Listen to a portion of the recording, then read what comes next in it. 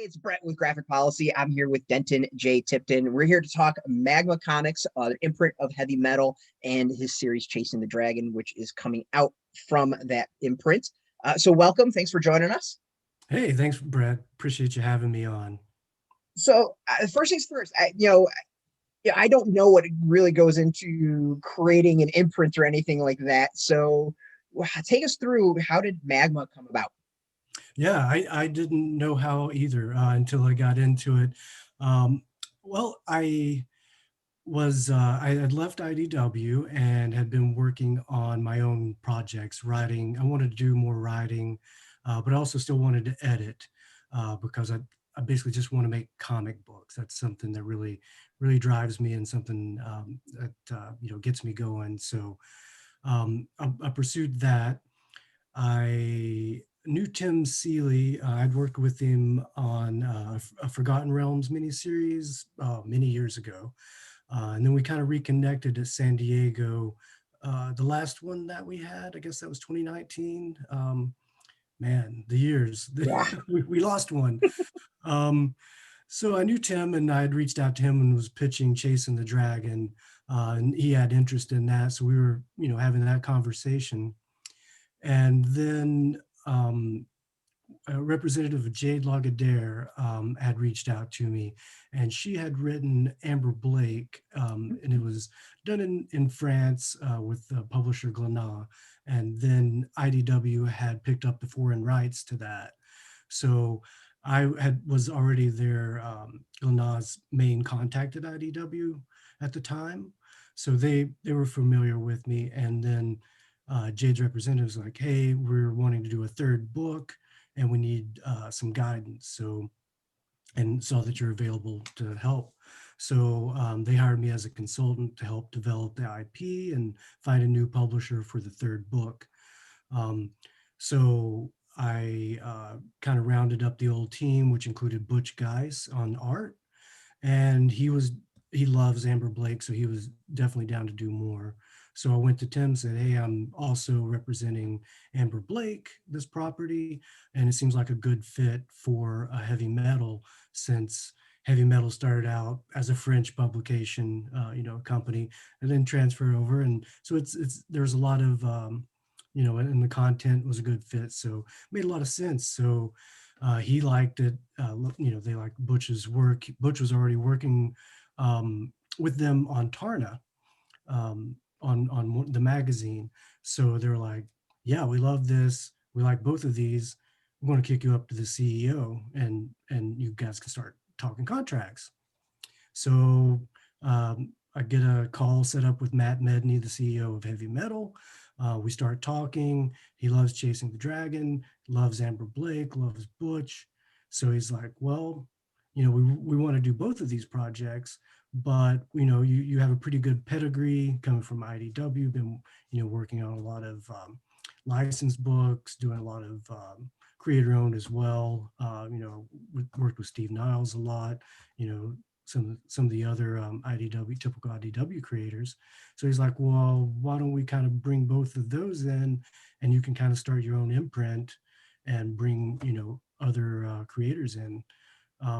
So yeah, it was just kind of like completely not planned and out of the blue, and it was just a lot of legwork on coming from different angles, and it just kind of all uh, coincided and reached critical mass, and I ended up with an imprint. Crazy. So you went in with the book, came out with an imprint. Sorry. I said you went in with a book and came out with an imprint. Yeah, it was pretty wild. Not was that what I was expecting. And yeah, and they've given me tons of freedom and get to put my voice on things and bring other creators that I feel have something to say. So yeah, so it's been great. We started with those two, and then I added the Modern Frankenstein by Paul Cornell and Emma Vieceli. Um, or Emma Vieceli, I'm not sure exactly. She lives in London, but it's an Italian type name, so I'm like, Yeah. and I never got clarification on it. So sorry, Emma. I mess up names all the time, so I'm right there with you. Um, So what do you actually do for the line? I mean, for people who don't know, like what is kind of like your day-to-day role with an imprint? Yeah, it's a lot. Right now, I'm basically doing all the editorial stuff. So I'm editing all the books, which, goes with, editing scripts, editing art, colors, the whole thing, coordinating, bringing things together. The job is very much coordinating between the creative team, among themselves, and then also with uh, the publisher and the different departments. So like, um, so I'm working with Chris Longo and sales and marketing. So work with him, coordinate that sort of stuff. I'm working with the operations people on making sure we're getting the right paper and the right size on our printer pages. So like pre-press stuff as well. Um, and I also am working on the contracts. So I'm like signing the creators these contracts and working on those. So um, I've done tons of interviews about what an editor does, and that's runs a wide gamut. And now I'm doing that plus a little bit more on top of that because I've never had to really deal with sourcing printers or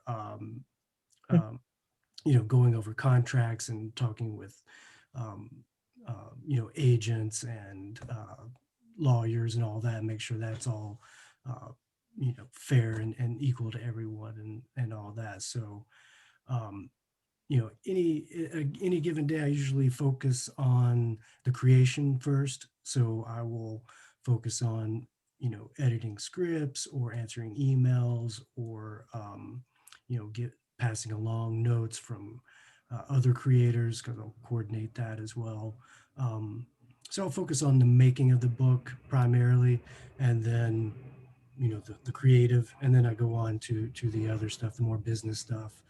Um, so it's a lot, and every day it can be something different. It could be talking with someone like yourself, trying to promote, Mhm. or I could be talking a creator off a ledge that's having personal issues. Like Yeah. as an editor, I've done it all. I've been a cheerleader. I've been helping motivate people. I've also, have to be the heavy and say, hey, where are my pages? And also knowing the best way to motivate each individual because everyone responds differently, positive reinforcement, negative. Um, so you kind of got to treat each project individually and each individual individually. One approach doesn't work on everything. So you got to be cognizant of that and change up your game. It's interesting you brought up the printing and the paper choice and stuff like that. Like me not knowing, I was involved with creating one comic. Like I would think that would all be pretty standard stuff. So you having to be hands on with that seems to be that's actually really intriguing to me. Yeah, it's something I really wanted to do is explore different formats. So Amber Blake is we're carrying over that European album I was format. going to ask about that. Yeah. Yeah, so it's going to be 8.5 by 11. So it's going to be magazine size, and it's going to be a 48-page story. So it's right along that. We're not doing hardcovers like they usually do with European albums. It's going to be more like the oversized Black Label books. Hmm. So that'll be kind of the wheelhouse that the American consumer will be able to latch on to. And like paper choice, like that's kind of important to me because a lot of comics are super shiny. They get the coating. You get like a and it's so glossy and reflective. It's hard to read sometimes. Hmm. So I'm into matte. I'd rather have matte. And then sometimes paper choice plays into that. Like if you go wood free, it's kind of like the newsprint. So the ink will spread quicker on that. So you've got to reduce your thresholds. Um, I come from newspapers, so I've worked a bit on I would be there doing press checks and stuff. So I'd probably know more about that sort of stuff than the average editor. Because most editors come from like a writing or story background, even though there's a lot of art editors out there too. So, each people have disciplines that, they bring to the table and emphasize. With the talent and like the series coming in, you talked about Amber Blake kind of came to you. Um, it sounded like that you kind of reached out for Modern Frankenstein, Paul Cornell. Like, Yes, how are I was gonna say, like, how are you, how are you bringing books to the imprint, and like, what are the type of things you're looking for? I mean, like, what type of advice would you give someone of like wanted to catch someone's eye or something like that? yeah. With Paul, it was a previous relationship. I'd worked with him a couple times. He had written the last thing was a Star Trek one shot, and before that was a Doctor Who one shot, and uh, both projects turned out great. He the Doctor Who book was nominated for a Hugo, um, and then the Star Trek one shot, Paul was nominated for a Scribe Award. So like every time we work on something, it turns out to be something special, and I wanted to tap into that again and bring a new story, a new vision to life with Paul. And so that's kind of how that came about. Most of the time I've been looking to work with established creators that I've got relationships with, um, because that's really important in getting someone on board and getting a project going and executing it, getting it done and seeing it through. Um, so that's another thing. But the main values that I've been looking for Magma is freedom is like our number one value. Number two is creativity, and three is purpose. Um, so I want creators to have freedom. That's like the overall, driving force. I want them to be free to tell the stories that they want to tell, how they tell them, and that leads into the creativity. That kind of, unleashes that creativity. When they're able to do whatever they want, within limits. I am an editor and I will help guide them, but ultimately it is their vision that I'm helping them bring to the audiences and see what resonates with them. The interesting of the three debut titles, you got the Ember Blake, Modern Frankenstein, and then Chasing the Dragon. They're all very different. Mhm. Amber Blake is kind of a revenge, more, I say, kind of grounded from the description of it. It's not a series that I've read. I kind of like vaguely know it. Mhm. Modern Frankenstein, I don't think is out yet, but I'm gonna guess is just a different take on Frankenstein. And Yeah. then Chasing the Dragon, which I read, was very like heavy fantasy Mhm. series, and to me, it's very different. Like, there's no, some lines you kind of get like imprints. It's like we have a vision. We're kind of sticking to X, Y, and Z. This kind of seems to be all over as far as content and themes and types of books. Yeah, yeah, that's a double-edged sword for us. Like you say, people will come to heavy metal expecting one thing and might get another. But I am trying to keep it to like the core genre that heavy metal works in. Science fiction, fantasy, and horror. Getting more into horror. So the Modern Frankenstein is obviously horror, but it's more of a horror romance. It's kind of gothic horror, but with a modern edge. Um, so it's going to be a very different take on the Frankenstein mythos. So I'm definitely, that one is going to kind of push the envelope, kind of push the edges of some of the heavy metal audience. But like Chasing the Dragon, hard, dark fantasy, that's going to be right in the wheelhouse. And like you said, Amber Blake, that's a little more action thriller. There's some sci-fi to it. so it's kind of like a lighter sci-fi. So I'm kind of pushing the boundaries of what those genres mean to our audience and try to expand that a little bit. So, is there anything so far that's really surprised you with your own imprint? Yes. When I first started up, I was talking with the publisher at Heavy Metal, David Irwin. And I was like, okay, well, when I have a project that I want to do, like, so do I just send it to you and get you to vet it and get your take on it? And he's like, absolutely not. And I was like, huh? And he's like, we gave you this imprint because we wanted your vision. We didn't want our vision all over again or want to impede in that. So we trust you and want to see what you bring to the table. So that was equally refreshing and frightening. That you never hear that. And true to their word, they've let me publish the books that I want to publish. Hmm. Like the Modern Frankenstein is not quite in the heavy metal wheelhouse.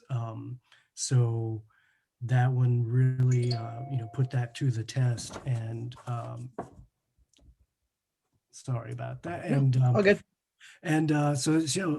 so yeah, that one really put that to the test, and they passed the flying colors. And so far so good. Our first book comes out February 24th, Chasing the Dragon #1.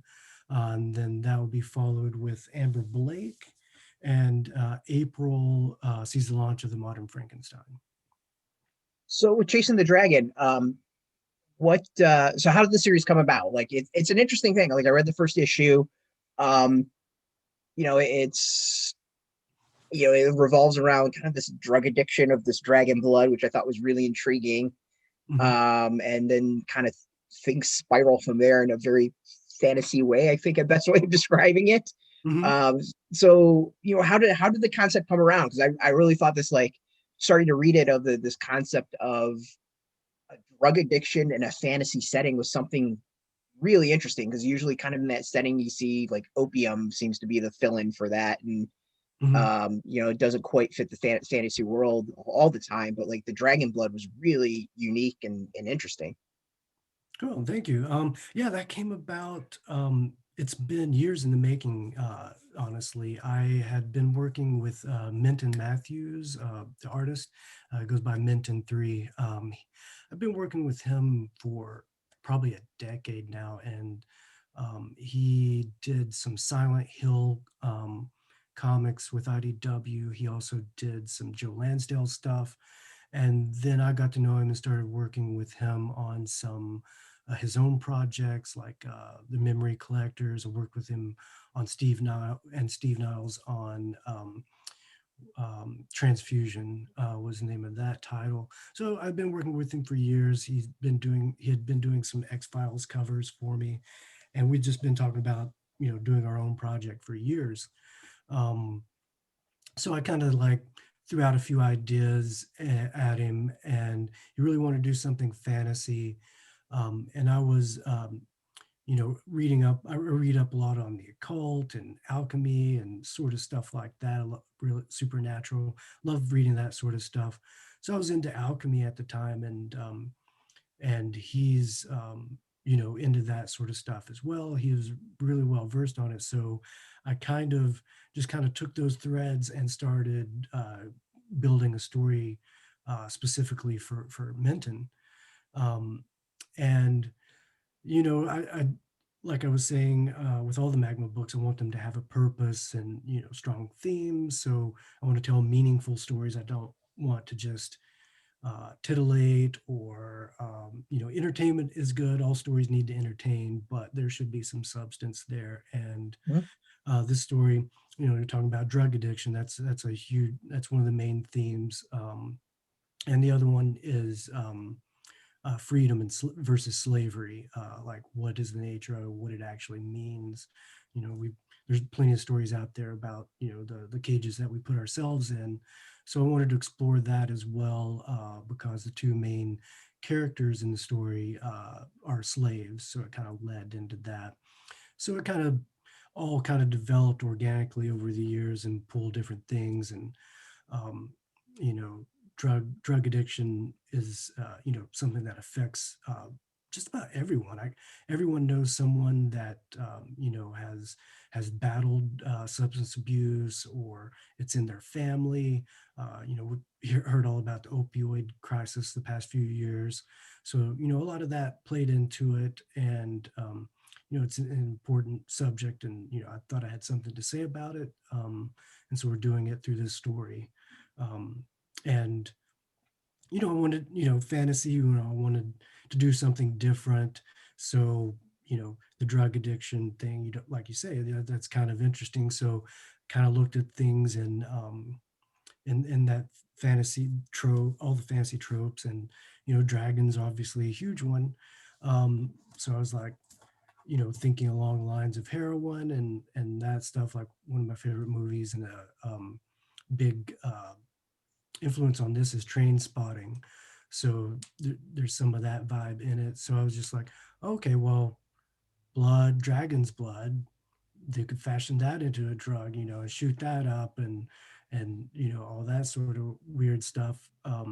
So that's kind of how that started, and it was originally called Dragon's Blood, actually, the story, and that was kind of the working title. And then um, Minton could never remember the name of it.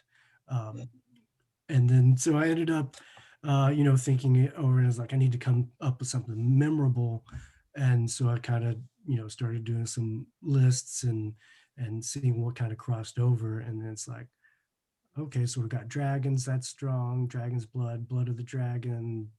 And then kind of hit on, okay, some drug references, like, oh, chasing the dragon, that's a strong drug reference. And like, okay, well, they're not going to shoot it up, they're going to do it, um, they're going to inhale it, because that's how you chase the dragon. I'm not going to go into it in case there are any kids watching, want to figure out, but you saw that in the opening, the cold opening of the story. Mhm. um, um, and then we do the time jump. um, so yeah, that's how some of those things kind of came together, and it kind of organically built over the years. And then I had actually had the time to devote for it, to it, and you know and here we are. With the fantasy world, like how much of it have you developed? Is there like maps and a kind of a guide to everything? There's the only map that we have so far is the one that appears in the first issue in that spread. But I've got the ideas of where they go, and I have done a lot of uh, research and thought into the how the society and how the world works. But a lot of that will be more background. People, the world building is great and it's fun and people like it, but if that's all the story is, you're not really servicing your characters, or so you kind of got to balance that with the plot and the characters. And um, I can't remember which writer came up with it. Might have been Hemingway, but it's kind of like the iceberg theory. Like, there's a huge iceberg, and this is like the world that represents the world, and the entire story world. But the tip of the iceberg is all that you see above the water, but it wouldn't be there if you didn't have that foundation. So Mhm. it creates that verisimilitude of the setting. So it seems real, even though you're not getting inundated with facts. It's just kind of there in the background, and kind of subconsciously there. And it kind of fleshes out that world for you. So since you're editing the line, who edits your comics? Kind of Uh, fascinating. I'm stupid in editing it myself. That's probably a cardinal sin.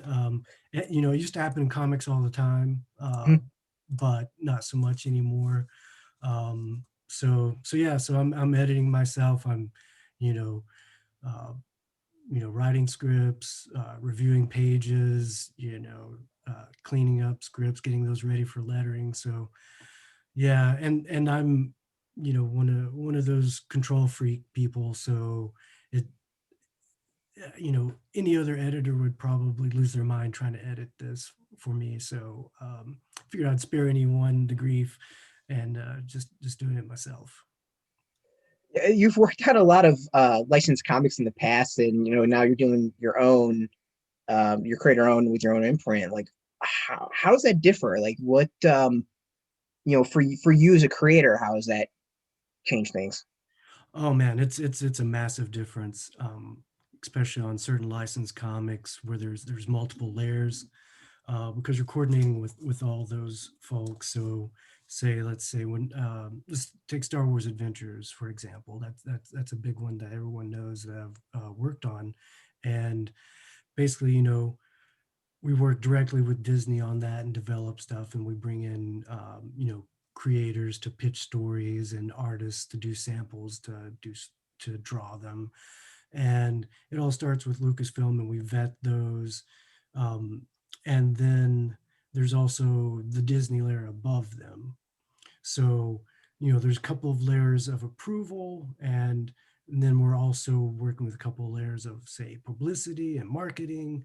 And then, so it's a lot more coordination on the license stuff. And then you have to know, the certain things, little picadillos about each different license. So, like Star Wars, a long time ago in a galaxy far, far away, ends with 3 or 4 periods, and ellipses is 3, but they do 4, and they know it's wrong, and I know it's wrong, but we have to do it because that's the way it was, when Star Wars came out, A New Hope. So, just you have to know all the, the brand values and what will fly and what won't fly and all that. So you need to keep that in mind as you're, bringing in creators and working on stories and pitching stuff. And then also when you're actually executing it, you're like, well, this one is, and Star Wars Adventures is an all ages book, so it's, targeted for kids. So it's like, okay, well, we want to minimize blasters on covers, and that sort of thing.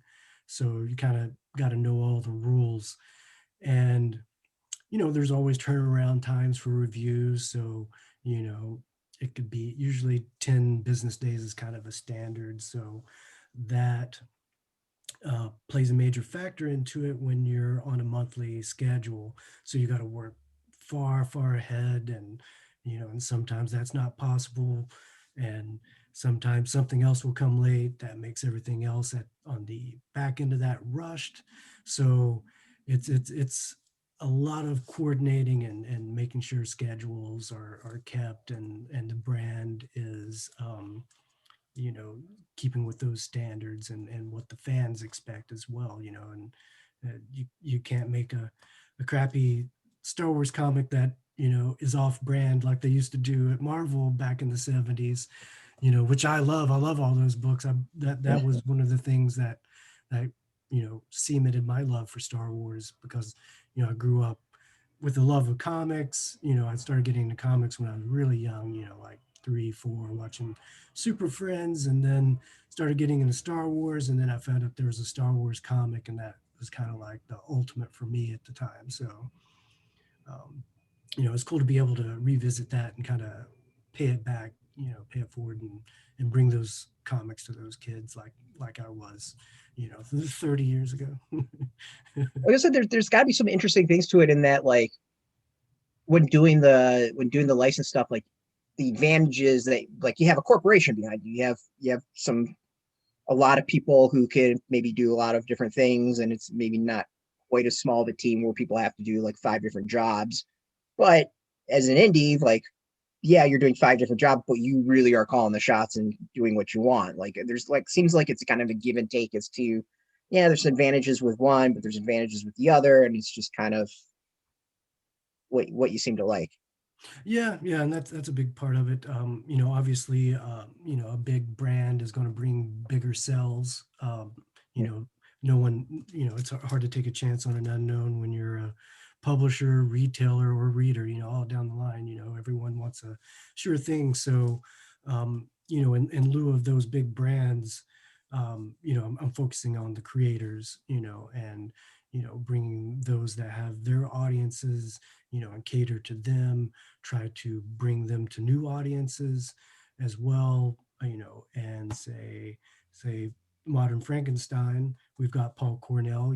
He's got, people know his work from Doctor Who and all the DC work that he's done, Saucer State, and on and on. So you bring those people, and then you've got, Emma's fans that she brings in from, her books. And she also worked on Doctor Who, and she's doing Life is Strange for Titan, and Breaks, I believe, is her own creator own. So it's kind of like, bringing those in and trying to, build a Venn diagram and then kind of mash it together and build it out a little bit. So it's very creator focused. I've thought about, picking up a license here or there, but it complicates things massively. So like with, Chasing the Dragon, it's just like me and Minton, and we make a comic and that's it. We don't have to send it to any corporation to vet it and send to their lawyers and then their brand team, and make sure it aligns with continuity that's being laid down in this novel or that comic or this animated show. So it's much more immediate and and in some ways satisfying, that you're creating something new and building something. Is there for your line, like you've got 3 comics announced, and I'm not asking to like spill, I've got someone, a whole bunch of others, but have you thought about, I want to keep the line to a certain size? Are you kind of playing with that? Like, I would think that not being overextended is on your mind. Absolutely. In this market, there's tons of people out there. Seems like a new imprint or a new publisher starts every week. So I'm insane for trying this, but you've probably seen some of the sales figures that 2020 was up in graphic novels, both kids and adult, and comics were up as well. So, in COVID times, it's good to be able to sit at home, make a comic, and then send it to a printer somewhere, and then they send it to, distributors, and then they send it to the fans. So, you don't necessarily have to go into a store. You could have it delivered to your house. So, publishing, I think, is, was, lucky to be able to, mitigate a lot of the challenges other businesses had. But yeah, I'm very mindful of being measured, and I want to start out small, 3 focused, and then kind of see how it goes. My idea was kind of doing a baseline of 3, keep 3 going at a time. So right now I'm locking in the next wave of books. So I'm really excited about that. But then again, I'm writing a comic, I'm editing 3 comics, and now I'm like negotiating contracts for new ones, and all that. So it's a lot going on. So I can't really, you know, go too big. And I also need to see how the market responds to the books, how the readers and the retailers and everyone responds to. So like sales are great. I can afford to bring in help to expand. And then right now, I'm still trying to keep it at 3 at a time, and then just kind of keep that rolling and expand or contract. If the market comes back and says we don't want this, I'm not going to keep doing it. I can't just throw good money after bad. But with a little luck and we'll find our audience, and it'll resonate. So I'm sure you're busy. I don't want to keep you too long, so kind of wrap up with a couple questions. For I've asked this to a lot of creators, and I'm kind of fascinated by the ever changing comic market and the creativity of it. And you've mentioned COVID a little bit, but as someone who's overseeing a line, like, are you thinking about digital and web comics and webtoons, and how consumers are engaging with comics in so many different ways now? Absolutely. Been looking at the digital stuff a lot, and basically kind of seeing how it's all shaking out and where it's leading toward, like webtoons, I think is, something that's huge, that's been largely ignored by the mainstream comic industry. Mhm. So I think that's something that they should be looking closer at and finding a way to make it work for them. I think it's an interesting model. So I've definitely been looking at that. We're on Comixology, heavy metal. So these books will be coming out through that. But I've also been looking at, other digital publishers, since that's a non-exclusive deal. So I've been looking at other ways, to do these, and also as a source for new projects. A lot of web comics are moving over to print. I've also been looking at, how I might be able to integrate crowdfunding, into the business, and be able to get projects that, might not otherwise get greenlit, get that going. So yeah, so I've been looking at, different distribution models, and different formats, and all that. And Kickstarter's had a big boom in comics, over the past year, since that's a huge avenue for people, and creators, and then publishers have been having to dial back. But then that also makes for, a crowded marketplace out there on Kickstarter. So if you can come in with a known quantity, and have the confidence there for people to back it, I think that goes a long way. So yeah, so that's something else I've been looking at as well. But it's been ever shifting, and it's shifting faster than ever now, with COVID, and just as technology continues to go at blinding speeds. Yeah, I mean that's kind of the way I've been looking at it. Is it's what's happening isn't shocking. It's just I think sped up due to circumstances. It was all kind of inevitable, but now it's just happening quicker. Yeah, yeah. I mean, and one big thing I didn't mention, DC leaving Diamond, and kind of starting kind of their own, getting their own little distributor going, or two of them actually, and then now they're down to one. But that was a big shift, and seeing how Diamond has reacted to that, um, and COVID, of course. So it's been wild. So, he said, I don't want to take you too long. We've been about 45 minutes or so. What has been the biggest surprise so far in setting up your own imprint? Well, I probably, going back to the freedom that I've gotten from the folks at Heavy Metal, that's probably the biggest surprise. Trying to think of another good one. Um, you know, I don't know. Not as, I wouldn't call this a surprise, but it's um, how insular the comic industry is. Like, everyone knows everyone, or knows of everyone, and people talk and like to talk. So there's, I'm an editor from, you know uh I spent a decade at IDW, a premier publisher, but not Marvel or DC, and editors aren't really well known among creators as well, or the fans, especially. Creators know, because they, that's how they get work. So it's just been surprised at how much, that, as I've talked to people, that they know of me and know of my work, and actually have opinions about me. So it's just like, oh, okay, people actually do know who I am, which is, um, scary, and what are they talking about me about behind my back? But um, I've been surprised. I'm talking with one creator now about a book that, he's been making comics since the '70s, and he's,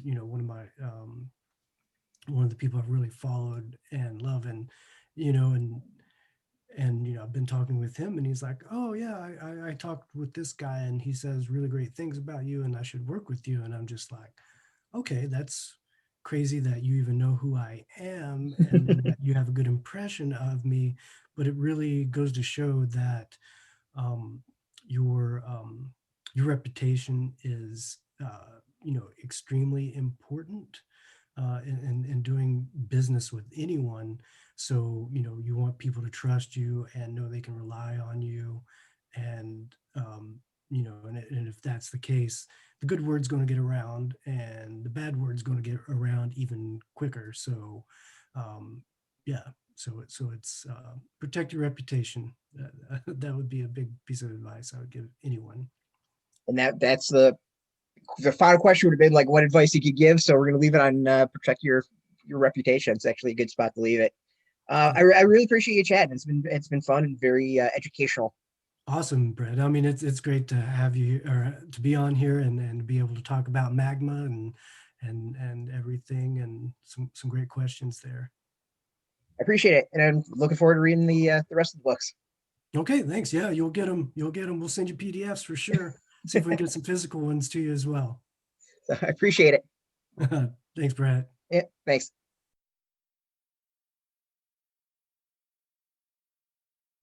Hey, thanks for watching the previous video from Graphic Policy Television. Just by watching, you help support our site. Thank you so much. Now, if you're watching these videos, you probably care about geeky things like movies, television, comic books, toys, games, video games, you name it. You can go and subscribe right now to our YouTube channel to stay in touch and catch all the new videos, or check out our website at graphicpolicy.com. There's a nice link on this end of the video. But as always, thank you for watching. Keep on rocking and keep it geeky.